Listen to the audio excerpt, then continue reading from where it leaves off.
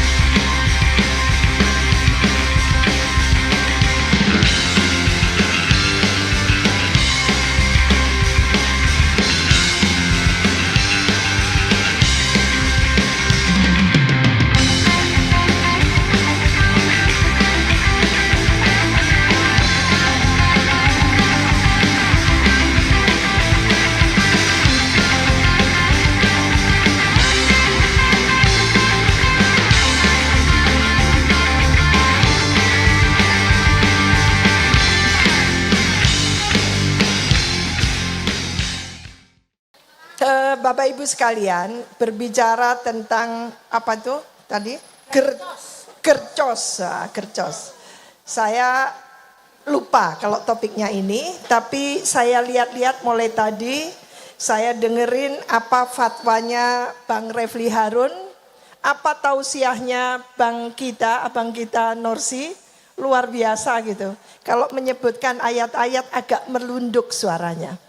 Tapi begitu menyebutkan rezim yang zolim, wah itu bergetar semuanya, ya Bang ya, luar biasa itu.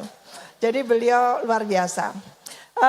Gercos harus dipahami sebagai satu, katakan sebetulnya ketidakpercayaan publik ya kepada tentu yang mengelola pemilu ini. Peserta pemilu siapa Bapak Ibu sekalian? Partai? Untuk pilkada boleh calon perseorangan. Jadi peserta pemilu itu adalah partai politik. Partai politik itu dipayungi secara hukum sangat tinggi oleh konstitusi.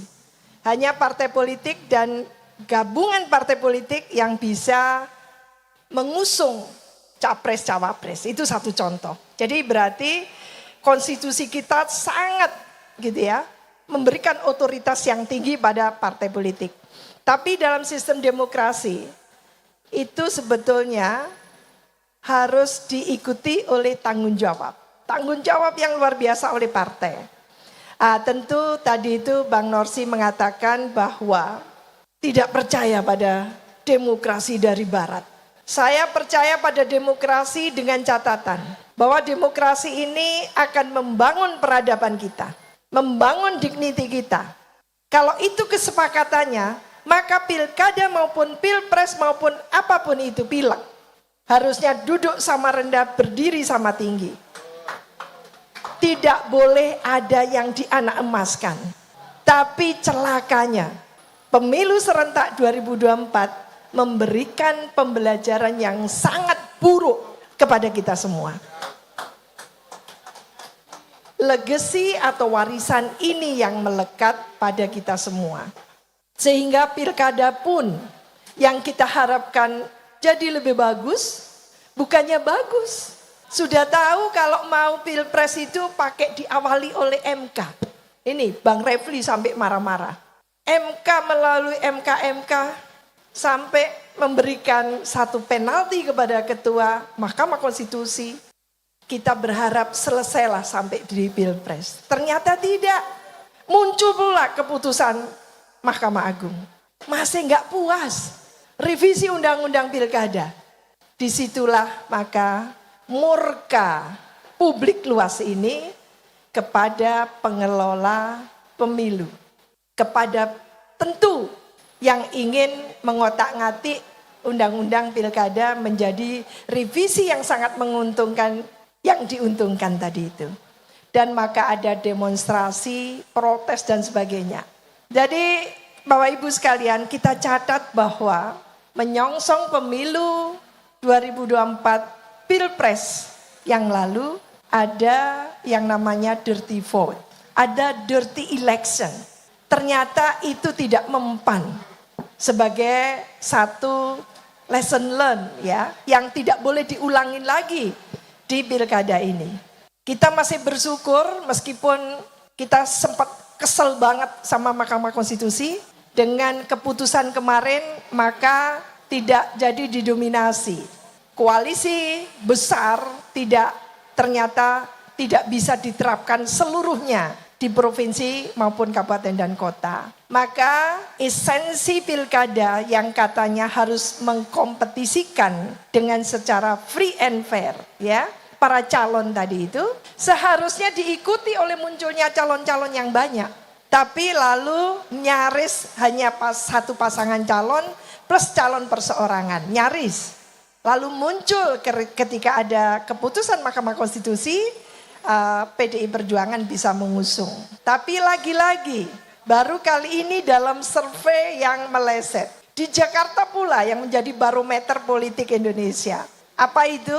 Calon yang disurvei dan hasil surveinya sangat tinggi ternyata ya tidak bisa melenggang dalam pilkada. Mampu melenggang di pilpres, tidak bisa di pilkada. Apakah ini masuk akal menurut Bapak Ibu? Yang kenceng dong. Kalau enggak saya teriak loh ya. Jadi seperti itu. Baru kali ini partai politik tidak percaya pada lembaga survei. Katanya Anies tinggi, katanya Ahok tinggi. Dua-duanya nggak bisa nyalon. Jadi apa pula ini? Kompetisi, kontestasi sebagai esensi dari pilkada langsung gitu ya. Katanya dari rakyat oleh rakyat untuk rakyat itu ternyata buntu ya. Buntu itu apa bahasa Indonesianya? Mampet ya. Iya, mampet. Sengaja dimampetin gitu. Sehingga tidak hanya kompetisi kontestasinya buntu mampet tadi, tapi koreksi terhadap pemerintah daerah juga tidak terjadi. Demikian juga suksesi sebagai pergantian kepemimpinan itu jadi alot gitu ya.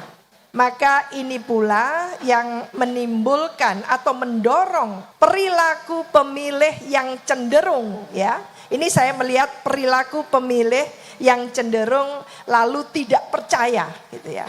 Daripada golput, mending kita coblos semua, biar batal semuanya. Dengan bahasa mudah seperti itu. Bukan, saya tidak menyerukan, hanya menganalisis ya. Nanti saya dimarahi ini, PNS ini. Jadi saya hanya mengatakan daripada golput gitu ya. Mungkin bahasanya mengatakan lebih baik saya coblos semuanya, batal semuanya. Tapi apakah itu lalu menjadikan kita itu jadi happy? Tidak. Bapak Ibu sekalian, pemilu 2024 serentak yang menyerentakkan 3 pemilu ini sungguh-sungguh menempatkan kita semuanya prihatin. Keprihatinan kita kepada partai politik karena partai kehilangan kedaulatannya. Betul tidak? Partai kehilangan independensinya dan kepercayaan dirinya.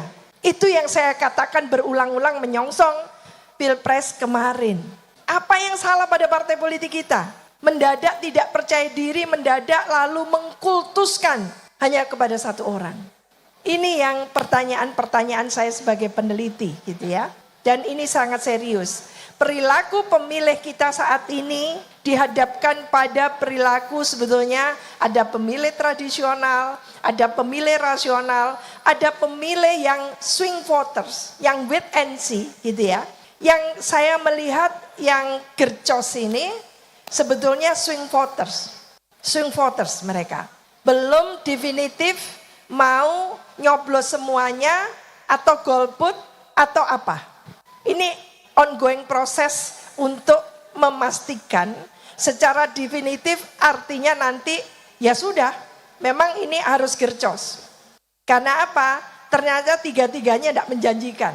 Atau dalam perjalanannya ternyata berubah. Jadi menurut saya, jadilah pemilih yang cerdas. Bukan pemilih karena kita dimobilisasi dengan uang receh. Tadi itu Bang Ihsanuddin Nursi mengingatkan kita, jangan sampai kehilangan harkat martabat. Karena demokrasi yang kita sepakati ini membangun peradaban. Jadi kita punya martabat diri gitu ya. Dan itu yang selalu saya ulang-ulang terus menerus. Bapak Ibu, saya berusaha menjadi intelektual yang konsisten. Tidak dukung-mendukung kepada siapapun. Karena yang saya dukung bagaimana kita menyaksikan NKRI kita betul-betul menjadi NKRI yang baldatun toibatun warukbun gofur. Ini ajaran suami saya katanya gitu. Jadi yang baik-baik dari suami saya gitu. Jadi itu sebetulnya. Maka saya juga ingin menyampaikan gitu ya, bahwa kita masyarakat Betawi meskipun tidak menjadi ibu kota, kota ini bukan berarti gitu ya, Jakarta akan ditinggalkan. Jakarta tetap Jakarta menjadi barometer apapun itu. Percayalah, kasih tepuk tangan dong. Jakarta dengan SDM-nya yang luar biasa, ekonominya yang juga luar biasa. Dalam banyak hal patut menjadi barometer.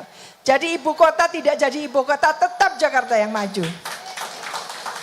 Dan tentu saya ingin mengatakan bahwa tidak boleh Jakarta dengan apapun title-nya ke depan menafikan masyarakat asli Jakarta Betawi. Karena apa?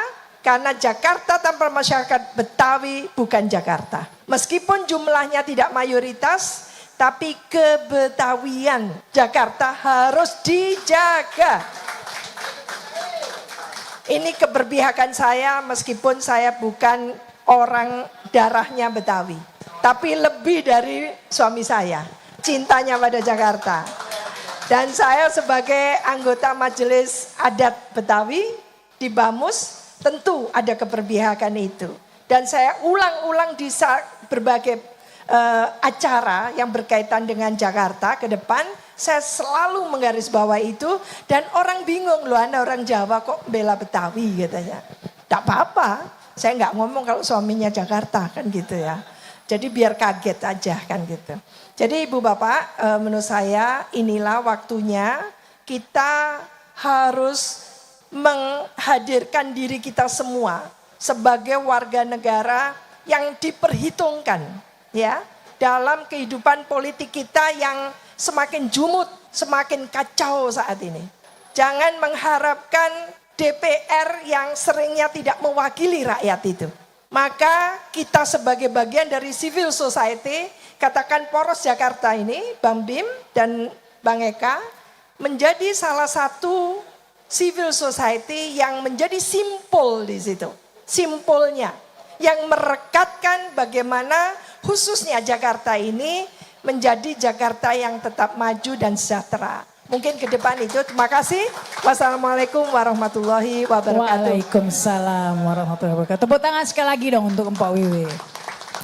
Tadi ditanya tentang bagaimana memperbaiki Indonesia. Rumusnya rada ruwet ya, karena kerusakannya sudah sangat amat serius. Yang lalu itu Bang Norsi, Bang siapa lagi? Enggak, Bang Refli, Bang Ganda, Sah Ganda, terus Bang Jumhur, itu 2 tahun yang lalu. Maunya revolusi, 2 tahun yang lalu itu. Kalau nggak salah masih COVID ya, tahun 2022 mengatakan 2021 kalau nggak salah. Sudah nggak sabar. Indonesia perlu revolusi karena tidak bisa mengubah sistem ini parsial. Reformasi tidak bisa mengubah apapun tentang Indonesia kecuali revolusi. Lalu saya jawab, saya sedang tidak bersetuju. Karena apa? Karena revolusi itu butuh piranti yang cukup. Kalau nawaitunya civil society masih seperti ini, tidak mungkin. Kemarin saja dengan demo yang dari daerah-daerah, Jakarta dan daerah-daerah belum sempat memuncak. Revolusi itu harus puncak yang luar biasa. Maka kita belum sampai pada etape itu. Karena belum sampai pada etape itu, Bapak Ibu, saya ingin mengingatkan. Untuk praktek di Indonesia tidak cukup hanya sistem yang baik. Tapi Indonesia membutuhkan pemimpin-pemimpin yang amanah, yang tabligh, yang fatonah, yang sidik. 4, kalau kita Muslim. Pemimpin yang ideal seperti itu. Yang profetik, tidak hanya transformatif, dan bukan pemimpin yang karena transaksional. Seharusnya seperti itu. Sistem apapun itu tidak akan bekerja dengan baik di Indonesia kalau tidak digelindingkan atau dilaksanakan secara proper, secara memadai oleh pemimpinnya. Maka kita percaya tadinya melalui Pilpres langsung dari rakyat oleh rakyat untuk rakyat, demokrasinya bukan lagi perwakilan tapi langsung, ternyata meleset. Akalnya orang Indonesia luar biasa pinternya. Jadi dengan langsung tadi itu ternyata tidak langsung. Yang terjadi adalah masyarakatnya di fait accompli oleh elit untuk memilih pilihannya. Sekarang pilkada, contoh. Karena di nasional itu ada koalisi besar. Hampir tidak menyisakan satu partai pun yang ada di DPR RI. Maka di pilkada, provinsi, kabupaten, kota mau dibikin paralel. Paralel artinya apa? Sama. Sebangun. Daerah-daerah yang strategis, Jawa Tengah, Jawa Timur, Jawa Barat, Medan gitu ya. Makassar itu provinsi-provinsi yang dianggap strategis dan seksi itu harus dikuasai koalisi besar.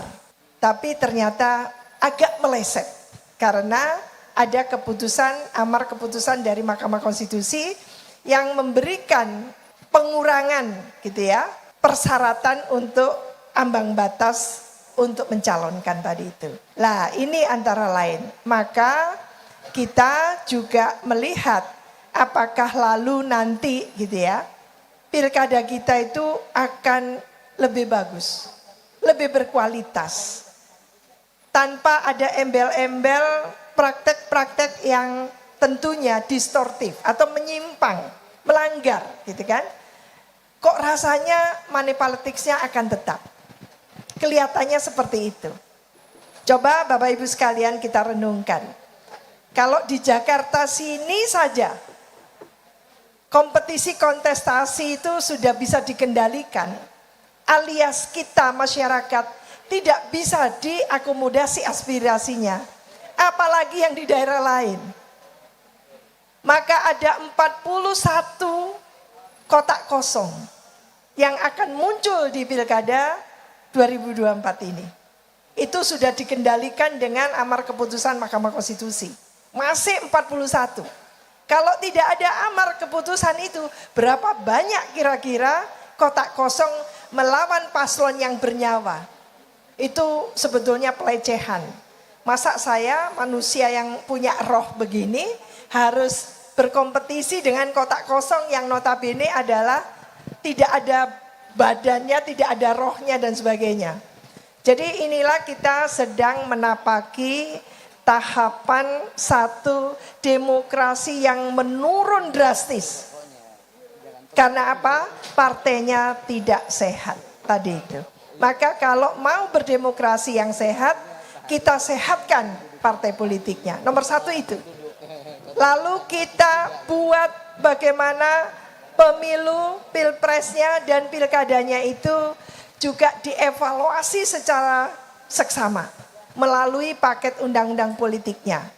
Undang-undang partai politik ini harus direvisi, harus wajib, karena supaya partai-partai yang nanti muncul itu adalah partai-partai yang betul-betul mampu melakukan tentunya satu kaderisasi, promosi kader yang bisa dipertanggungjawabkan.